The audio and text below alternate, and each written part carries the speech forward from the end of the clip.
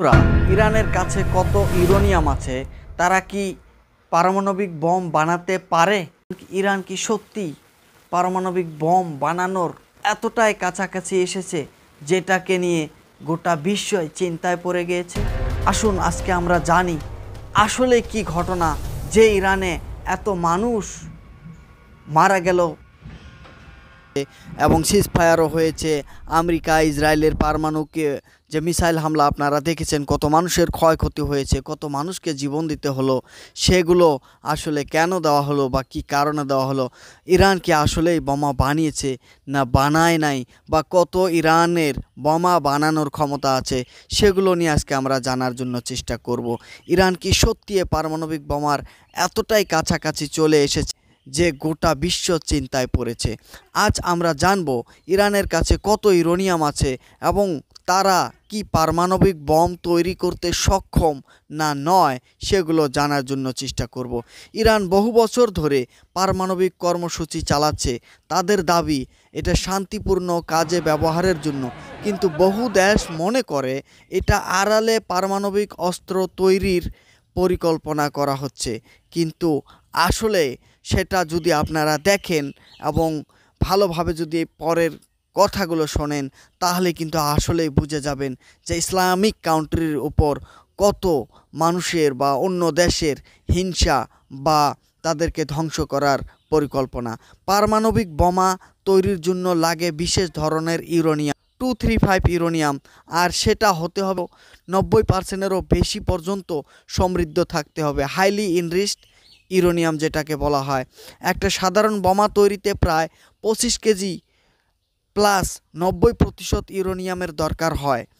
তো আন্তর্জাতিক পরমাণু সংস্থা আইএইএ এর মতে 2025 সালের জুন পর্যন্ত ইরানের কাছে আছে প্রায় 6000 কেজিরও বেশি ইউরেনিয়াম।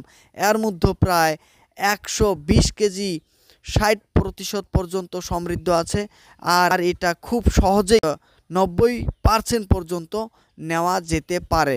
অর্থাৎ ইরান চাইলে 3 থেকে 4টা পারমাণবিক বোম বানানোর মতো উপাদান এখনও আছে, যেগুলো গুহার ভিতরে বা মাটির ভিতরে রেখেছে, আর সেগুলোকেই ধ্বংস করার জন্য বিভিন্ন দেশ, জানতে গেলে বলতে গেলে ইসরায়েল আর আমেরিকা, তারা ধ্বংস করার জন্য, সেগুলোই ধ্বংস করার জন্য বিভিন্ন আকারে চেষ্টা চালাচ্ছে।